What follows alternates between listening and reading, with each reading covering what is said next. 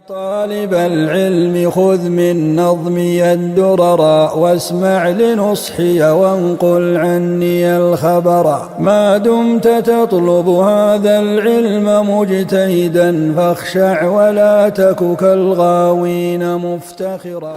بسم الله الرحمن الرحيم الحمد لله والصلاة والسلام على رسول الله. Jemi tek libri i Qayyimit Al-Juzeyya, miksia pejgamberit sallallahu alaihi wasallam. Kemi folur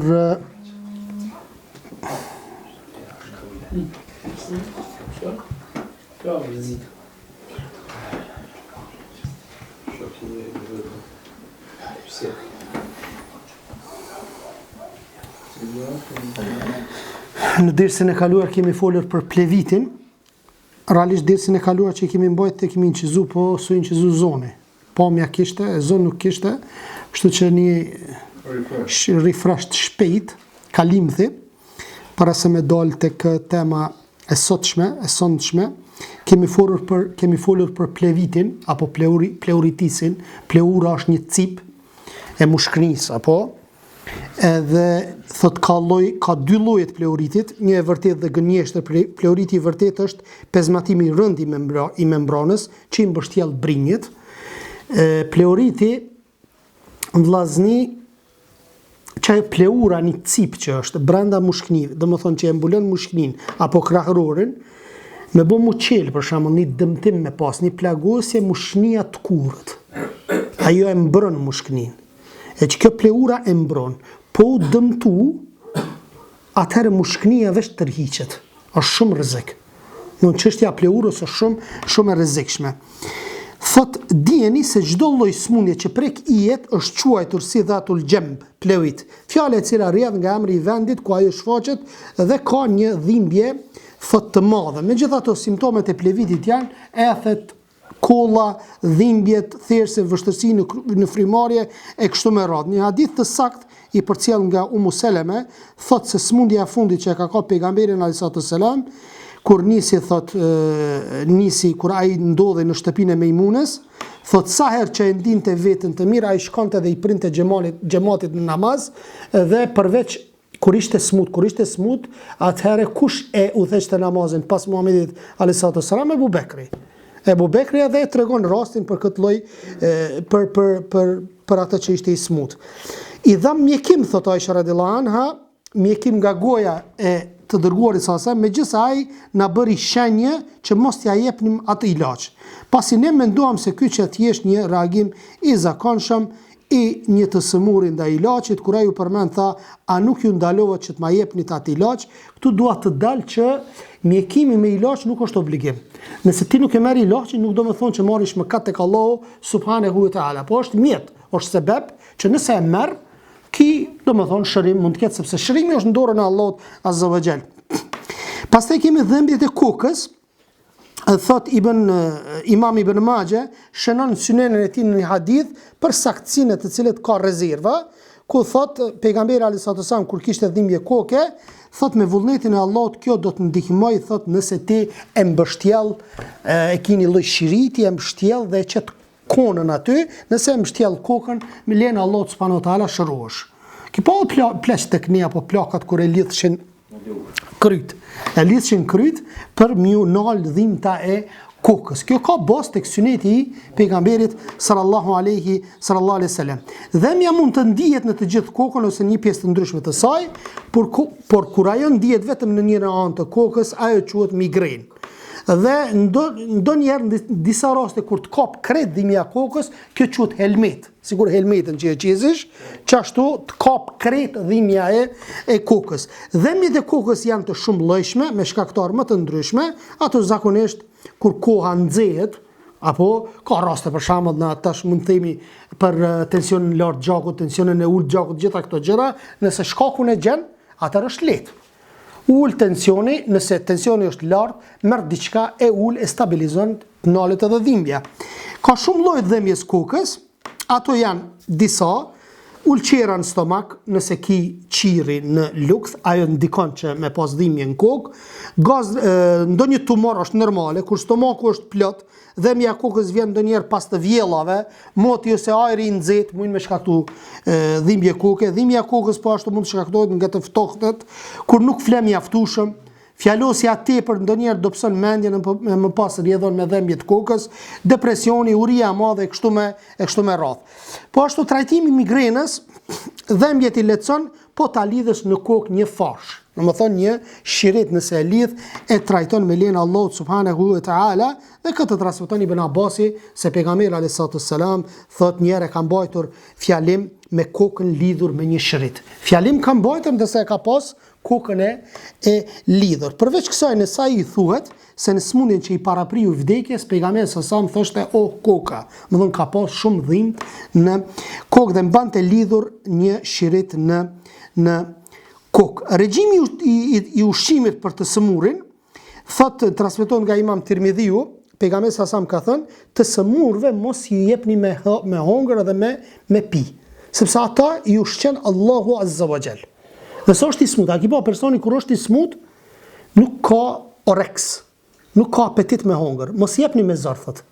Mos i jepni me zor, se ata i ushqen Allahu dhe i ushqen Allahu azza wa jall. Edhe me pi edhe i ushqen. Kjo e ka një dobi në vetvete. Kjo e ka një dobi, sepse kur futet mikrobi në organizëm, e kemi trajtuar disa herë, gjithë organizmi ngritet në alarm për me luftu mikrobin, apo për me luftu smundjen.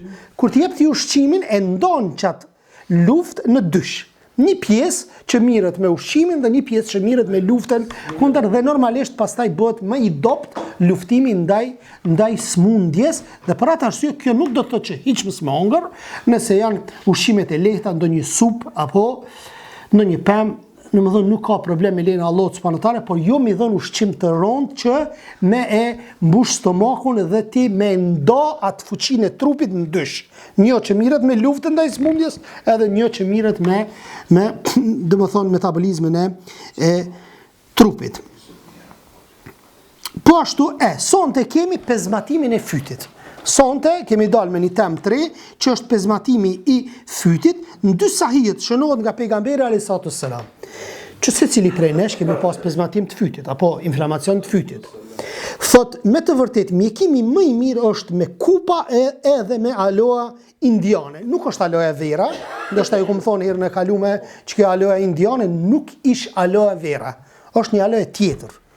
E njëtës gati familje, mirë po është tjetër. Kjo është tjetër dhe është shumë e mirë për fytin. Është shumë e mirë për fytin. Thot, mos i mundoni fëmijët tuaj duke ja shtypur njerithin, uvulla. Uvulla, di çka është uvulla, vllazni? Uvulla është në fyt ajo që është si vi. Ç'është thënë ndryshe? Ha? Ç'ish? Laringi është fyti. A pe dini uvulla që është? Si pjesë që është? Si kështu që është? Apo, e thot mos i shtypni ato, se ka qenë një tradit, po, që lëviz. Ka qenë, ha? Lerthi, bravo, lerthi, njerithi, që si, po. Edhe ka qenë një tradit e hershme ka qenë, kur ka pas për shembull inflamacion e kanë shtyp ato. Kishe mu shëru. Realisht Muhamedi alayhis salam nuk e ka praktikuar ato. Thot, dhe kur janë të sëmurë me bajame. Bajamet për dini krajnikat, apo? Bukur, ndërsa në synene dhe në musnet, është hadithi Gjabir ibn Abdullah që të regon se pejgamberi alayhis salam shkoi një ditë te Aisha. Ka shku te Aisha radhiyallahu anha, edhe gjeti duke u kujdesur për një fëmijë. Edhe të cilët po i rridhnin hundët gjak. I ka rrjedh fëmijës hundët gjak. Thot, e pyeti, çfarë po ndodh? Ajo u përgjigj, me siguri ka pezmatim të fytit ka dhe ka dhëmbje të kokës fëmia. Atëherë pejgamberi sa tha, mos i vrisni, thot, fëmijët tuaj kur t'ju smurën fëmijën nga bajamet ose nga dhëmbja e kokës, lajni, thot, me aloe indiane, me ujë dhe pastaj thot futjani fëmijës nga hunda. Ç't aloe indiane futne, bëne me ujë dhe futne në si formë lëngu, futne në hund. Futne në hund, thot Aisha me njëre kërkoi ilaçin e përtori dhe fëmia u shërua. Domethënë është shumë terapi e mirë që kjo aloe indiane. Ebu Ubejde ka shpjeguar se bajamet janë acarim I fytit. Shpesh për shembull bajamet, krajnikat acarohen, pezmatohen. Bile dhe fryen aq shumë sa që të pengojnë edhe gjatë frymarrjes.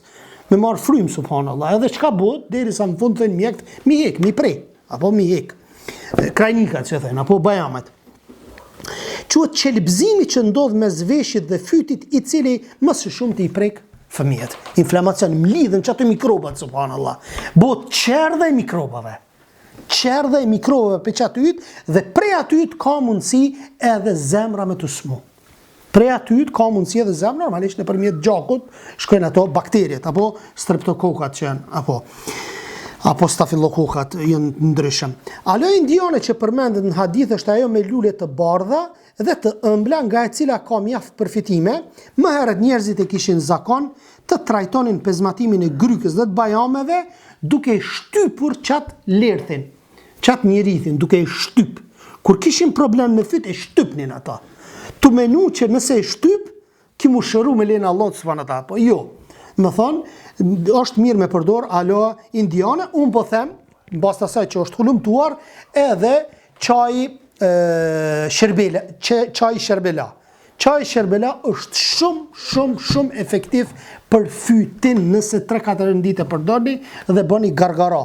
Më thonë, e qitni me një ujtë në nxehtë, edhe 50 minuta e leni mu kullu, e përdorni ato, bëni gargara në fyt është shumë efikas. Shumë efikas është ndaj mikrobeve dhe baktereve të ndryshme. Pastaj udhëzimi pejgamberit a.s. për trajtimin e smundjeve të zemrës. Thot Ebu Davudin Sunenin e tij shënon rrëfimin e Saidit se pejgamberi sasam më vizitoi gjatë kohës kur isha I sëmur, thot. Edhe thot ai vuri dorën e tij në gjoksin tim që ishte I ftoftë, po. Ja ndjen, domethënë e ndita dorën e ftoftë të tij në gjoksin tim. Që depërtoi brenda gjoksit tim. Pastaj ai më tha, ti vuan nga zemra. Më tha që ti vuan nga zemra. Shko te Harith ibn Keldea nga Thekifi. Ai është një person që merret me mjekime. Më thonë, është marrë me mjekime. Le të marrë 7 hurma medinase të thata dhe t'i bluaj bashkë me farat e tyre dhe pastaj të t'i jap ty. Më thonë, për smundjen e zemrës si tha, le të merr hurma. 7 hurma zbashku me bërthamat e tyre me I blu. Me I blu ato dhe me I hongër. Hurmat në përgjithësi dhe ato të thatat në veçanti, sidomos të Medinës, thot kanë veti të ralla kuruese, në mënyrë të veçantë për smundjet e zemrës. Veç me bo një hulumtim, shtypnin ChatGPT për hurmat, dhe këqyni qfar seni ka, sa senin e ka, sa senet mira ka hurma. Receta me 7 hurma të dërguarit s.a.s. për trajtimin e mësipër më ka vlerat veçanta, thot Muhamedi a.s. Kush I ha 7 hurma në mëngjes? Qëra diti, kush I ha 7 hurma në mëngjes? Thot nga ato të zonës El Alija, atë njeri atë dit nuk e kap as helmi e as magjia. As helmi e as magjia. Më nëse I han 7 hurmat këti lloji, nuk të kap atë dit helmi edhe magjia, sidomos të rinjët kur martohen, është mirë që ato ditë e para mi përdor hurmat shkaku që mos mira, se zakonisht I dini në përdarsma I bëjnë sirët, ma shumë në përdarsma I bëjnë, apo I nati kanë, bëjnë qesin ujnat, ku e diune në për WC, në për të lifar si irboza, ka të lifar njes të cilët janë inatçor, apo haset qi, dhe bëjnë me ujtë gjenazës, ku e diune, edhe është mirë që çato ditë mi përdor 7 hurma. 7 hurma dhe me lejnë Allah subhanahu wa taala kemi qenë mbrojtër deri në mbrëmje. Disa ditë nëse e përdor, domethënë derisa të kalon ajo procedura, po. Ndërsa në transmetim tjetër thuhet, kush ha 7 hurma prej atyre që ndodhen mes 2 hapësirave me gurë të zinje të Medinës, nuk ka për ta dërduar helmi derisa të ngryset. Hurmat janë nxehtësi të shkallës së dytë, ndërsa thot thatësi të shkallës së parë. Hurmat janë ushqim, sidomos që janë mësuar, si që janë banorët e Medinës. Hurmat janë shumë më të mira për banorët e vendeve me klim të ngrohtë ose të nxehtë. Në ato vende ku është klima e ngrohtë e nxehtë, është mirë hurma mu përdor. Dhe thot, se sa për banorët e vendeve me klimë të ftoftë, pasi banorët e vendeve të ftofta kanë temperaturë të lartë, edhe e kundërta. Banorët e vendeve të ftofta, trupin e kanë të nxehtë. Banorët e vendeve të nxehta, trupin e kanë të ftoftë. Shtrohet pyetja pse? Sepse çdo herë trupi lufton për me bëni balancë. A vë kupton? Për shembull, nëse është shumë nxehtë, trupi vetvetiu, metabolizmi i trupit, energjia e trupit që e ka krijuar Allahu subhanahu wa taala e zbret nxehtësinë. Se është për shembull 50 gradë. Për shembull me Medinë. Ata është 50 gradë pika në trut bjen. E çka bën trupi? Vetvetiu mundohet me ftoft trupin, por edhe e kundërta, nëse është e ftoft, atër mundohet me nxehtë trupin. Pastaj thot, për atë arsye kjo shpjegon se banorët e Hijazit, Yemenit, Taifit dhe viseve të ngjashme han ushqim të nxehtë sikur mjalta dhe hurma. Ata gjithashtu përdorin piper dhe zenxhefil në ushqimin e tyre, më shumë se sa ata që banorët, se sa në vendet e ftofta, ndoshta edhe 10 herë më tepër. Dhe disa prej tyre han xhenxhefilin njësoj si të tjerët han ambëlsira. Xhenxhefili i përhapur shumë botën arabe, përdoret shumë dhe është shumë i shëndetshëm. Bile e rritet edhe potencialit seksual. Me e përdor çdo ditë, domethënë xhenxhefil, rritet potenciali seksual, beqartë mos ta përdorin. Hurma është një lloj fruti që përdoret për vlerat e saj ushqyese dhe mjekësore. Ajo është mos ta përdorin shumë, se normalisht në herë që përdorin nuk është problem. Hurma është një lloj fruti që përdoret për vlerat e saj ushqyese dhe mjekësore. Ajo është e dobishme për njerëzit në përgjithësi, forcon nxehtësinë natyrale, nuk prodhon substanca apo jashtëqitje të dëmshme si disa fruta dhe ushqime të tjera. Është fakt i njohur se vlerat kurative të barrërave, vllazni, më në mend, barrërat, varësisht nga vendi, edhe e kanë efektin. Ka vende, për shembull nuk janë pjellore, po e zonë, po nuk kanë, domethënë nuk është vend i mirë, çaj ilaç nëse del nga ajo tokë, nuk ka efektin sikur me një dhej tjetër. Kështu e ka lënë Allahu subhanahu wa taala. Është normal vllazni, për shembull ti kur I losh ta zon disa pemë apo perina apo kujdione, a ki pa për shembull që ju qesin 10 mire, ju qesin kujdione, ju qesin disa ilaçe, se pse I qesin? Për mu bë më të mira apo edhe më dopta. Varësisht nga toka ku është ai ilaç, edhe klima, edhe klima, më thon e ka dhe efektin e vet. Ilaçi është I njëjtë, pema është e njëjtë, apo çaji që mirret për ty është I njëjtë, por se efektin se ka të njëjtë. Efektin nuk e ka të njëjtë për shkak të klimës dhe për shkak të ambientit apo tokës ku ndryshojnë njëra me tjetrin. Tokat ndryshojnë në cilësi dhe karakteristikat e tyre ashtu siç ndryshojnë popujt mes veti. Çish ndryshojnë popujt, çashtu edhe tokat I kemi të ndryshme.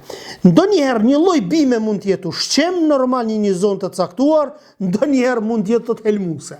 Para mëna, I njëjti, në disa raste mund të qenë helmuse, në disa raste mund të qenë shëruese. Disa lloj barrash mund të jenë ilaç për disa smundje të caktuara në një vend, ndërkohë që në një vend tjetër ato janë ilaçe për disa smundje të tjera. Pikë tjetër tash, temë tjetër është kuptimi shpirtëror I numrit 7, vllazni. A keni vërejt shumë potencohet në Islam, në fenë islame numri 7. Shumë. 7 qiej. Pastaj kemi përdorimi 7 hurmave në hadith, apo 7 hurma mi përdor. Kuptimi shpirtëror ezoterik dhe material. Allah ka krijuar 7 qiej, 7 tokë, 7 ditë në javë, e bëri krijimin e njeriut në 7 etapa. Ka përcaktuar 7 rrotullime rreth qabës, 7 xhiro ndërmjet Safas dhe Merves, këtë 7. Domethënë ka një karakteristik. Pse 7? Pastaj thot 7 guraleca për të hedhur në Mina. Pastaj thot 7 tekbire gjatë namazit Bajramit. 7 tekbire, nuk janë 3. Që bën tek ne? 7. Po 7 është. Suneti është 7. Përveç këtyre pejgamberi sa ka thënë se fëmijët duhet ta kryejnë namazin kur të arrijnë moshën 7 vjeç. Apo hadithi që i ka lidh. Pasi të ketë mbushur 7 vjeç, apo pejgamberi sa kërkoi nga sahabët që t'i derdhin mbi kokë ujë të freskët me 7 shakuj të ndryshëm thot. Allah i gjithfuqishëm e urdhëroi erën shkatruese që të sulmonte 7 net pa ndërprer. Që këtë 7 net pa ndërprer. Dhe pa mëshirë për popullin e Adit, pa besimtar, si ndëshkim për të. Pejgamberi alayhis salatu wassalam e ka lutur Allahun kundër popullit Mekës duke dërguar mbi ta 7 vite të vështira. 7 vite të vështira. Dhe thatësirë si 7 vitet e Jusufit. Në Kur'an përmenden 7 kallinje, shpërblimi apo i 7 kallinjeve, që thot Allah subhanahu wa taala, pasuria atyre që shpenzojnë atë në rrugt të Allahut është si një kokër prej së cilës mbin 7 kallinje. Bekara 261. Gjatë kohës profetit Jusuf alayhis salam, mbreti i Egjiptit, pa në ëndër çka 7 kallinje grur. Dhe me shpjegimin e Jusufit, që ishte asukua i burgosër, apo e kishin burgos, pa drejtësisht, thot çfarë egjiptianën bollën për 7 vite rresht. 7 vite rresht. Gjithashtu pejgamberi sa ka lajmëruar se 70.000 pasues të Muhamedit alayhis salam, të ummetit Muhamedit alayhis salam, kanë me hyrë në xhenet pa dhënë llogari. 70.000, apo. Si shihet, nuk ka asnjë dyshim se numri 7 ka një rëndësi të veçantë, të cilët nuk e kanë numrat e tjerë. Hadithi më sipër thot se ngrënia 7 hurmave të një zone të caktuar është mbrojtëse nga helmimet edhe nga magjit, gjë që dëshmon për cilësitë e veçanta të kësaj lloj hurme. Sikur ta kish thonë Hipokrati dhe Galileu, Hipokrati që thonë babai i mjekësisë, që beton betimi i Hipokratit mjekt, që nuk lejohet mu betu. Çfarë thot sikur ta kish thonë Hipokrati dhe Galileu e kishin marrë për njerëzimi. Mirë po pse ka thonë Muhamedi alayhis salam nuk ju çon shumë pesh. A realisht fjalët e pejgamberit alayhis salam, "Wa ma yantiqu anil hawa, in huwa illa wahyun yuha." Ai nuk fol nga vetvetja, po çdo sen çka i shpollet, që i bie fjalët e Muhamedit alayhis salam janë shpollje për Allahut azza wa jall.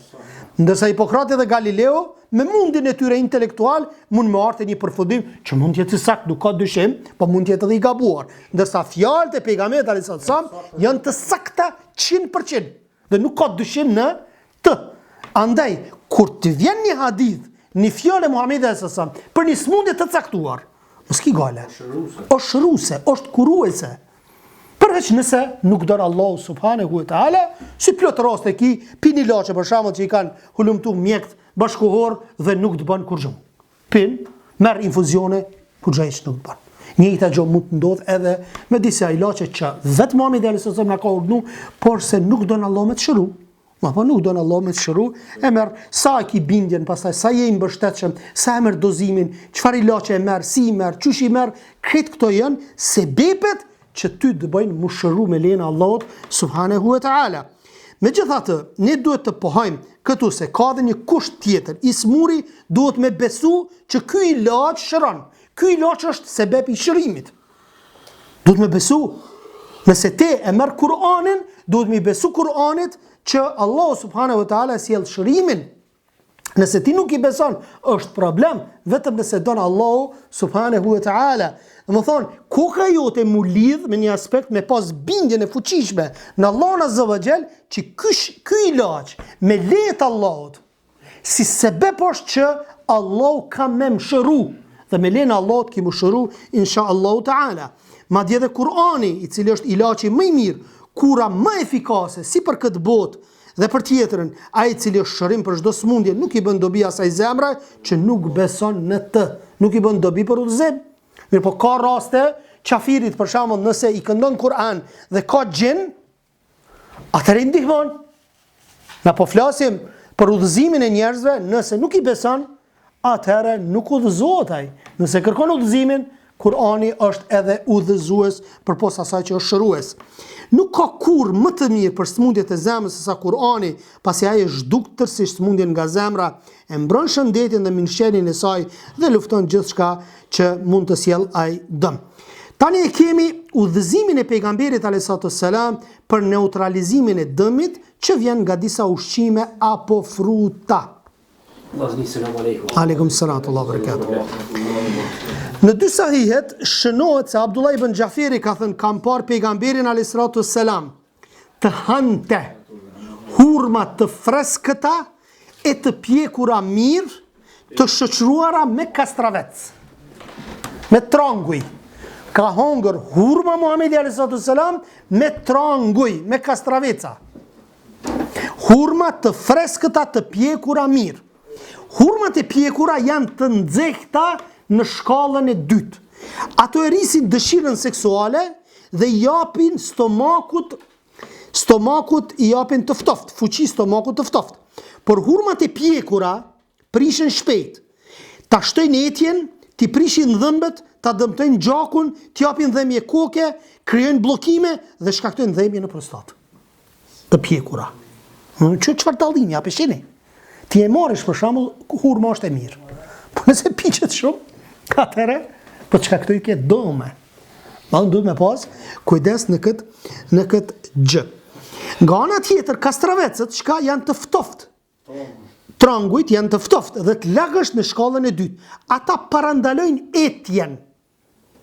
Është mirë, sidomos për syfir, me hongër tranguj, se ta parandalon etjen, apo? Pastaj thot kanë aromë të freskët dhe e ftojnë stomakun. Nëse i thon farat e kastravicit, i shtyp dhe pastaj i zien me ujë, thot, përfitohet një lëng i cili e shuan etjen. Lëng që e shuan etjen. Shton urinimin dhe lehtëson dhimbjet në prostat. Po ti shtypësh farat e kastravicit, ti sitësh e me to të fërkosh dhëmbët, ndihmon në zbardhjen e këtyre të fundit. Më thonë, ndihmon mi zbardh dhomët me farat e kastravecit. Në përgjithësi, hurmat janë të nxehta, ndërsa kastravecet janë të ftohta. Për atë arsye, menion nxehja, menion ftohja për me mos një lloj balanci, që mos me pas disbalancim. Vetëm mi dhon organizmit ushqime të nxehta, se hurma njihet si ushqim i nxehtë. Ndërsa kastraveci si ushqim i ftoft dhe të dyjat për me arrit një balans, apo një farë ekuilibrimi. Shoqërimi i ushqimit ose ilaçeve me të kundërtën ose antidotet e tyre e bëjnë artikullin më të butë dhe i heq ati ndonjë nga efektet anësore. Vllazni, mund ta ketë për shembull një gjë që ti e han, një efekt anësor. Kur ti e merr këtë tjetrën, ja hek këtë efektin anësor. A pe kuptoni? Për shembull, ti e tu hongër hurmë, dhe hurma mund ta ketë një efekt anësor, por edhe e kundërta. Tash, aq sa ka të mira për shembull hurma, e ka një efekt anësor. Kur ti e han kastravecin, që ky kastraveci çat efektin anësor të hurmës e hek. Edhe jo rastësisht Muhamedi alayhis salam neve na ka ardhur jo logjikshme, qysh hurma me kastravec. S'pa shkon me diçysh. Ose hurma me baston. Më thonë s'pa shkon. Ka Muhamedi alayhis salam ka përdor këta. Edhe pastaj ulemaja e kanë sqaru për këtë gjë. Aisha radiallahu anha ka thënë, më jepnin të haja nga të gjitha llojet e ushqimeve për të shëndoshur pak, unë nuk shtoja as pak, por kur më ushqyen me kastravec dhe hurma të pjekura, atëherë unë u shëndosha. Subhanallahu, këtë smundje ti ka pas një smundje, dhe çdo sen ka përdor, kur gjë nuk i ka bo mirë, përveç thot kur kam hëngër, ngron thot çfarë hurma të pjekura dhe kastravec, atëherë jam shëruar me lejen e Allahut subhanahu wa taala. Po kështu vllazni, edhe tek ne, qysh von para 50-60 vjetë, pleqton janë shëru me çka? Me gjëra natyrale. Derisa kanë dalur barnat sintetike që me bomi barnave sintetike.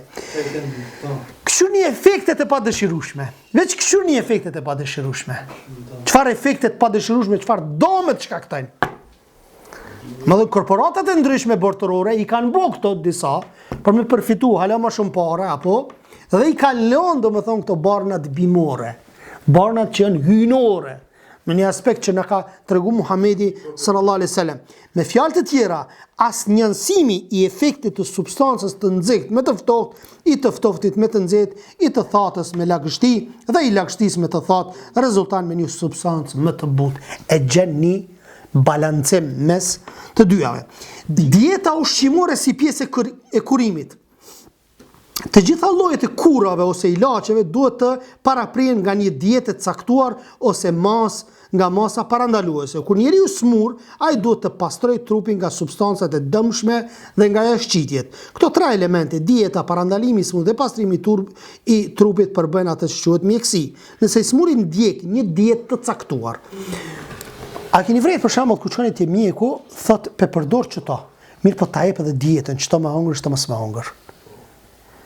Edhe atëherë gjen shërim. Njeriu fryma i zihet, edhe thot merr infuzione disa ditë, merr aminofilen, merr inhalim, gjitha këto po thot cigaren ralloj apo mos e përdor. Ky më shon cigares mirë, e merr edhe ilaçin, s'ka dobi. S'ka dobi. Mjeku po tregon thot çto më marr, çto mos më marr. Dhe kjo është një lloj diete apo për mu shëru me lejen e Allahut subhanahu wa taala. Udhëzimi që na vjen në lidhje me dietën shfaqet në thënien e Allahut subhanahu wa taala, nëse jeni të smur apo në udhtim, ose keni kryer nevojë natyrore, ose keni bërë marrëdhënie me gra e nuk gjeni ujë, atëherë fytyra dhe duart tuaja merrni me tejemum. Merrni tejemum, pra të smurit i është lejuar që të mos e përdor ujin kur ai është i dëmshëm për trupin e tij. Pse? I smut, të bën dom uji, mos e përdor as ujin. Për ty në çat moment është haram uji me përdor. Dini rastin ati sabiut që vdiq, që e mbyti veten me ujë. Allah e vraft, a e vron Allah e vraft. Pse nuk pyeten? Shrimi një rancës është pyetja. Pastaj thot Ibn Majah në Sunenin e tij shënon këtë rrëfim të Mundhir ibn Qaisit al-Ansari radhiyallahu anhu. Njëherë pejgamberi sa erdhi thot për vizitë bashkë me Aliun radhiyallahu anhu, i cili ende se kishte marrë veten nga një smundje. Aty u ndodhen disa kalavesha me hurma. E i dërguar Allah sa nisi të hante hurma. Kalavesha kishte edhe filloi me hongër hurma. E po kështu edhe Aliu radhiyallahu për pejgamberin sa ju drejtua Aliut dhe i tha mjaft se shumë hongre. Tha mjaft, ti ende se ke marrë veten mirë. I e smut shumë s'ka se të bën dëm. Këtë ja tha disa herë, derisa Aliu nuk hëngri më, për këtë arsye unë përgatita pak elb me gjethe të zjera silhu. Thot rep zvicerane me gjethe si të spinaqit. Kësaj radhe pejgamberi sa i tha Aliut, haje këtë ushqim sepse është mirë për ty. Më thënë dë bën dobi këto dhe mos ha më shumë hurma sepse dë bën dëm.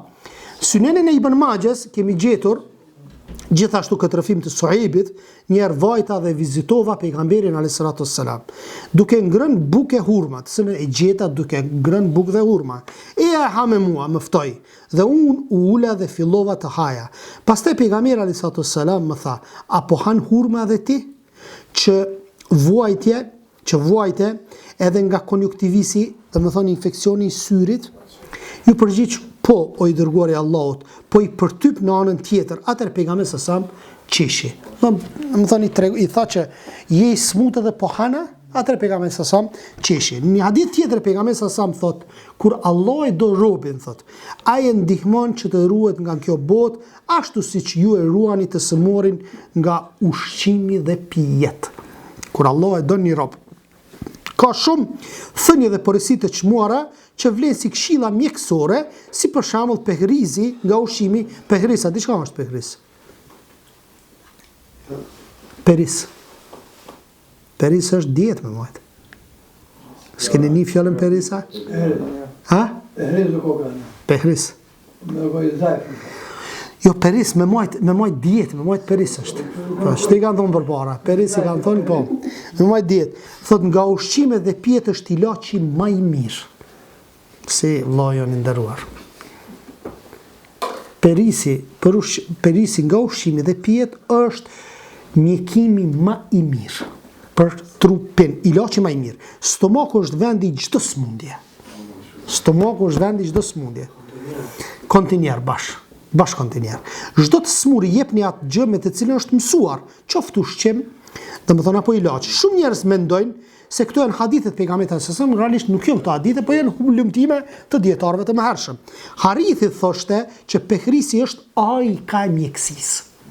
Ai ka mjekësisë është dieta. Po e mojtë vetin në ushqim, ai ki po krejt që e mojnë vetin në ushqim, janë tip-top. Pleq janë, po janë tip-top. Pse se ushqimin nuk e teprojnë me ushqim. po shtine në stomak çdo sen çka del përpara, atëherë normalisht i kemi shti veç smunje në trupin tënd. Dijeni se ndalimi që i bëri pejgamberi sallallahu Aliut për ngrënien e kalaveshëve të hurmave gjatë kohës kur i ky i fundit ishte në shërim e sipër, që masa më e mirë parandaluese, mos e teprotha, edhe pse hurma është e mirë, po ishte, domethënë përfundim të shërimit, tha mos se tepro, se i bën dom vetes. Frutat nuk janë të mira për të sëmurët, thotë. Frutat janë të mira për të sëmurët. Ose për ata që janë duke e kapërcyer smundjen, pasi ato tretën thot shpejt. Në një kohë kur trupi është ende duke i luftuar me smundjen dhe nuk ka fuqinë e mjaftueshme për mu përballë me sasi të tepërt të ushqimit. Normalisht pak nëse han diçka tjetër është.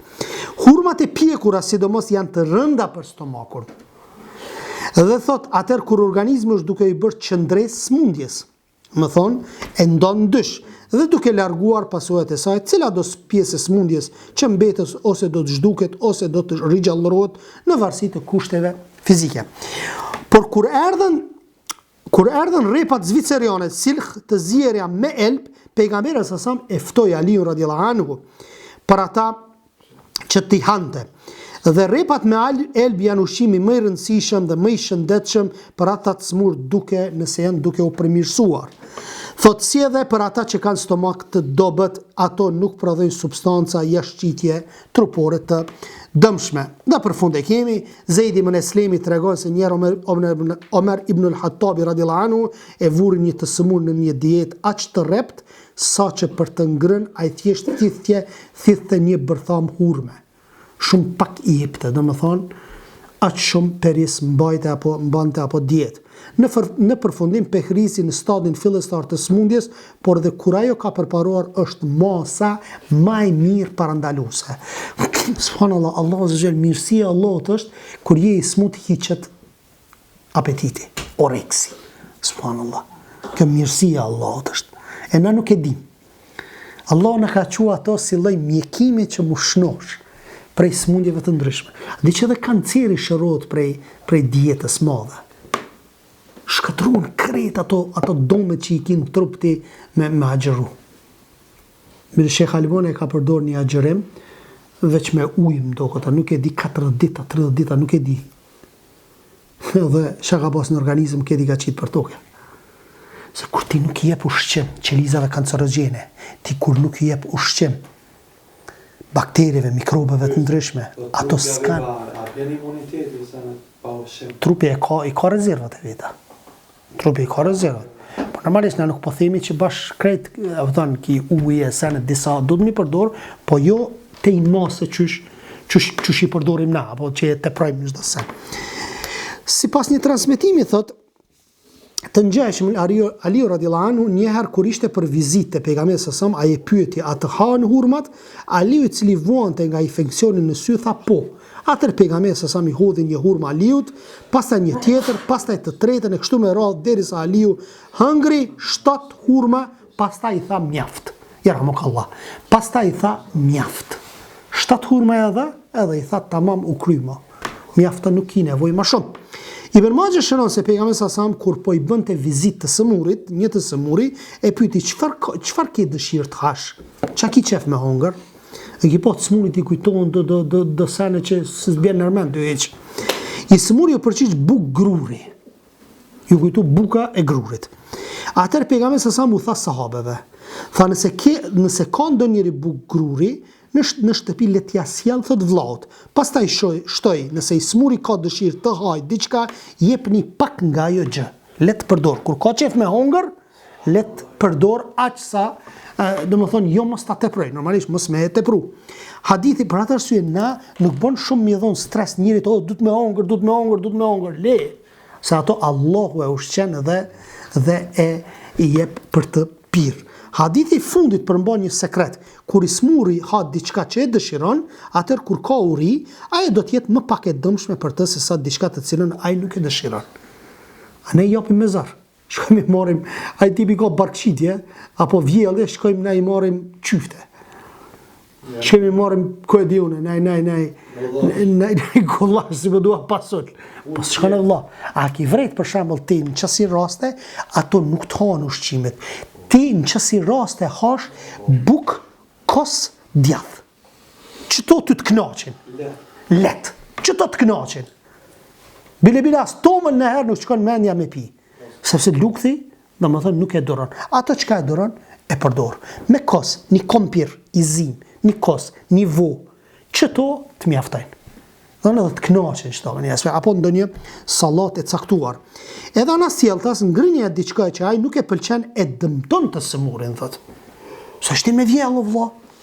Shambullaj, ai ka probleme me lukt, apo me vjellje, apo me barkqitje, ti qosh dhe japësh gullash, apo pasull.